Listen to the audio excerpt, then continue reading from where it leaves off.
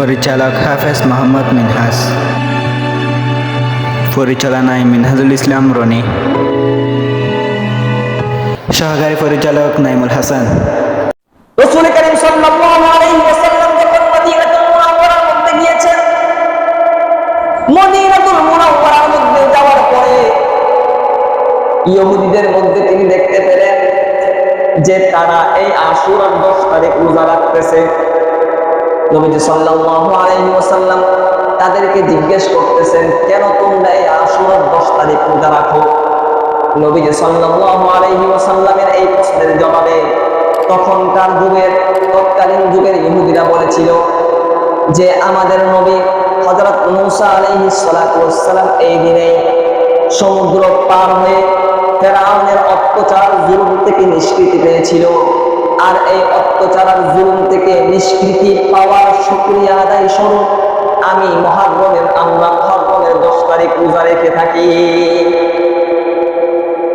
ইহুদিরা উত্তর দিচ্ছে, মুহররমের 10 তারিখ আমরা রোজা রাখি শুকরিয়া স্বরূপ, কারণ এই দিনেই হযরত মূসা আলাইহিস সালাতু ওয়াস সালাম এবং তার অনুসারীগণ ফেরাউনের জুলুম অত্যাচার থেকে মুক্তি পেয়েছে, এজন্যই তারা রোজা রাখে।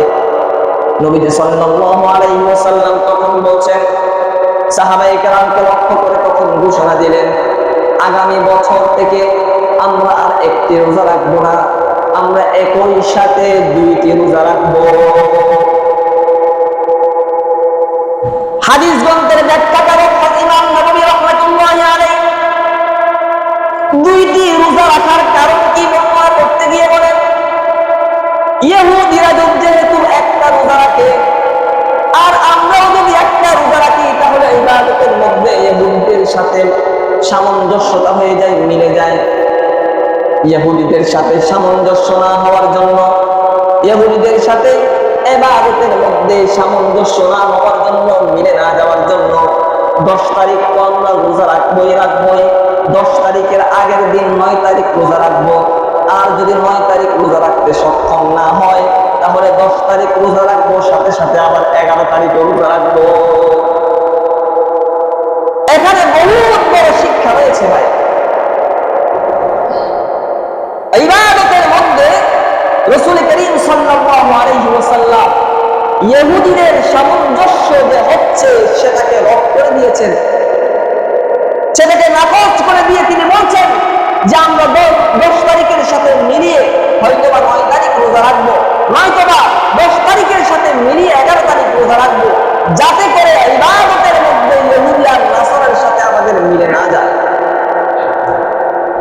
মোহতারাম উপস্থিতি ভালো করে খেয়াল করেন, ইবাদতের মধ্যেই যদি ইহুদিদের সাথে মিলে যাবার অবকাশ রাসূল করিম সাল্লাল্লাহু আলাইহি ওয়াসাল্লাম না দিয়ে থাকেন, তাহলে কিভাবে আমরা আমাদের সভ্যতার সংস্কৃতিকে ইহুদির সাথে মিলাই?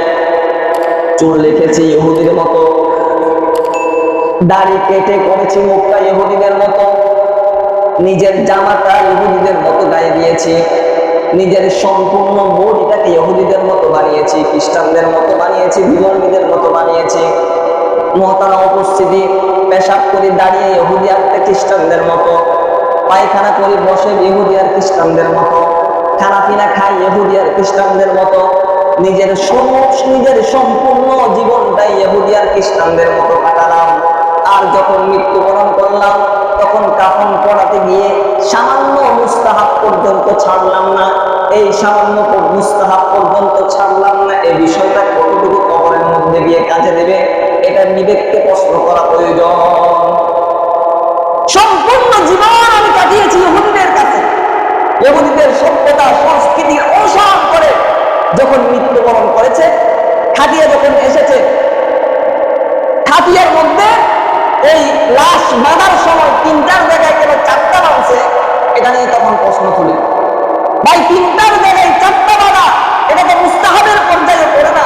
মৃত্যুর পরে সম্পূর্ণ মুস্তাহাবগুলো মেপে আদায় করা হয়, কিন্তু সেইভাবে যদি নিজের জীবনের শুরু থেকে মৃত্যু পর্যন্ত ফরজ, ওয়াজিব, সুন্নাত আর মুস্তাহাবগুলোকে মেপে আদায় করতে পারতাম, আদায় করতে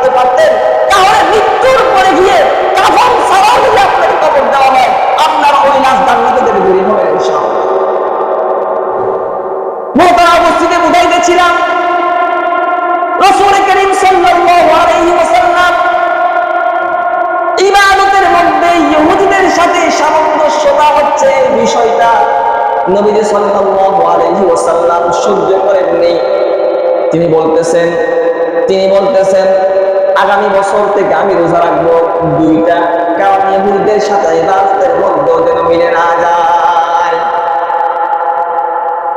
রাসূল করিম সাল্লাল্লাহু আলাইহি ওয়াসাল্লামের এই সুন্নাতগুলো ছেড়ে দেওয়ার কারণে, রাসূল করিম সাল্লাল্লাহু আলাইহি ওয়াসাল্লামের সভ্যতা আর সংস্কৃতি ছেড়ে দেওয়ার কারণে কিন্তু আমাদের উপর এত দুর্গতি, আমাদের উপর এত বিপদ, আমাদের উপর এত ষড়যন্ত্র আর চক্রান্ত, আমরা এত সারা বিশ্বের মধ্যে মার খাচ্ছি শুধুমাত্র রাসূলের সভ্যতা আর সংস্কৃতি ছেড়ে দিয়ে তাদের সভ্যতা আর সংস্কৃতি গ্রহণ করেছি। এই কারণে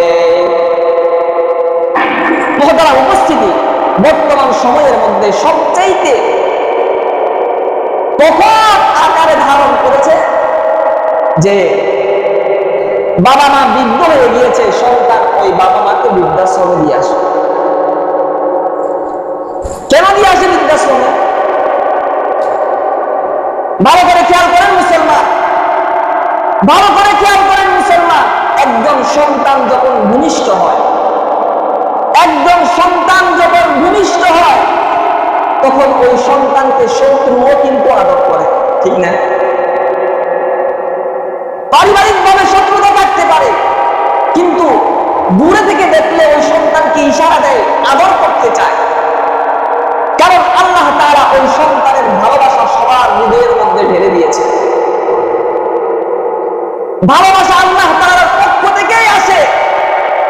এজন্যই তো আল্লাহ তাআলা বলেছেন মুসা আলাইহিস সালাতু ওয়াস সালামকে যখন ফিরআউনের ঘরের মধ্যে লালন পালন করিয়েছিলেন, কোরআন শরীফের মধ্যে আয়াত অবতীর্ণ করেছেন আলকাইতু আলাইকা মাহাব্বাতাম মিন্নি। আলকাইতু আলাইকা, মুসার প্রতি আমি অবতীর্ণ করেছি মাহাব্বাতান, ভালোবাসা, মিন্নি, আমার পক্ষ থেকে। মহব্বত আসে কার পক্ষ থেকে? আওয়াজ দিতে হবে ভাই, মহব্বত আসে কার পক্ষ থেকে? আল্লাহ তাআলার পক্ষ থেকেই মহব্বত আসে। ছোট সন্তান তাকে সবাই আদর করে, কেন? আল্লাহ তাআলার পক্ষ থেকেই মহব্বতটা সবার অন্তরে ঢেলে দিয়েছে। এই মহব্বত যদি আল্লাহ তাআলার পক্ষ থেকে না আসতো তাহলে ওই ছোট সন্তানকে এত কষ্ট করে কেউ বড় করতো। মুসলমান, আমি আপনাদেরকে বুঝাইতে চাচ্ছি, ছোট সন্তানকে মহব্বত আল্লাহ তাআলার পক্ষ থেকে দিয়েছে, তার একটা কারণ হয়তো বা এটাও আছে যে ছোট সন্তান হচ্ছে নিষ্পাপ। ছোট সন্তান কি? নিষ্পাপ। এবার বলেন, আপনি বাবা, আপনি দাদা, সারা জীবন মোর সন্তানকে লালন পালন করেছে, সন্তানের উপর আপনার অনেক ইহসান রয়েছে, কিন্তু ইহসান যে আছে, সন্তান সেই ইহসানের কথা ভুলে গিয়ে বৃদ্ধকালে আপনাকে বৃদ্ধাশ্রমে দিয়ে আসতেছে। তার কারণ সন্তানের মনের মধ্যে আপনার প্রতি মহব্বত নাই। ছোট সন্তানের প্রতি মহব্বত থাকার কারণে শত্রু ওই ছোট সন্তানকে মহব্বত করে, ভালোবাসে। আপনার প্রতি মহব্বত না থাকার কারণেই সন্তান আপনাকে বৃদ্ধাশ্রমে দিয়ে এসেছে। মহব্বত কেন নাই? এটাই হচ্ছে প্রশ্ন, এটাই হচ্ছে আমার বলার উদ্দেশ্য। মহব্বত কেন নাই? আল্লাহ তাআলা কুরআনের মধ্যে বর্ণনা করছেন, ইন্নাল্লাযীনা আমানু, যে ব্যক্তি ঈমান আনয়ন করবে, ওয়া আমিলুস সালিহাতি, এবং আমলে সালেহ করবে, সৎ কাজ করবে, নেক কাজ করবে। আর সৎ কাজ আর নেক কাজ নবীর তরিকা ছাড়া হয় না, অর্থাৎ নবীর সুন্নত মতো নিজের জীবনকে গঠন করে ভালো কাজ করবে। সায়াজআলু লাহুমুর রাহমানু উদ্দা, আল্লাহ তাআলা নিজের কুদরতি ভাবে তার জন্য মহব্বত, ভালোবাসা মানুষের অন্তরে ঢেলে দিবে। আপনি যদি আপনার জীবনটাকে ইসলাম মোতাবেক সাজাতে, তাহলে আপনার মহব্বতটা সন্তানের হৃদয়ের মধ্যে অটোমেটিকলি আল্লাহ তাআলা অর্জন করে দিতে। আপনার জীবনটাকে ইসলাম মোতাবেক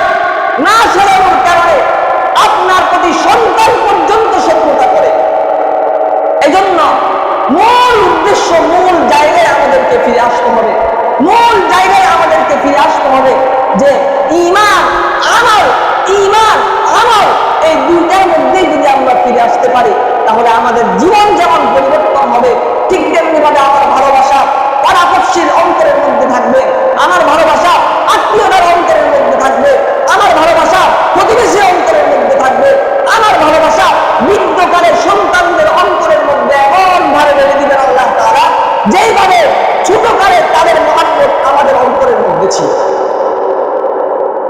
নিষ্পাপ শিশুকে সবাই ভালোবাসে, তার কারণ হচ্ছে নিষ্পাপ শিশু, সে তো হচ্ছে নিষ্পাপ গুনাহ নাই তার। আল্লাহ রাব্বুল আলামিন এই কারণেই হয়তো তার ভালোবাসাটা সকল অন্তরের মধ্যে ঢেলে দিয়েছেন।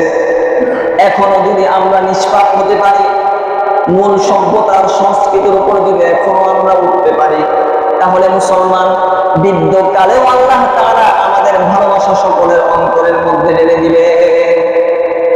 সভ্যতা সংস্কৃতির অনুসরণ এটা অনেক বড় বিষয়। রাসূল করিম সাল্লাল্লাহু আলাইহি ওয়াসাল্লাম ইবাদতের মধ্যেও আশুরা রোজার ক্ষেত্রে ইহুদিদের মুখালিফ করতে বলেছেন, বিরোধিতা করতে বলেছেন। এজন্য ইহুদিরা রোজা রাখে একটা, আমরা রাখবো দুইটা।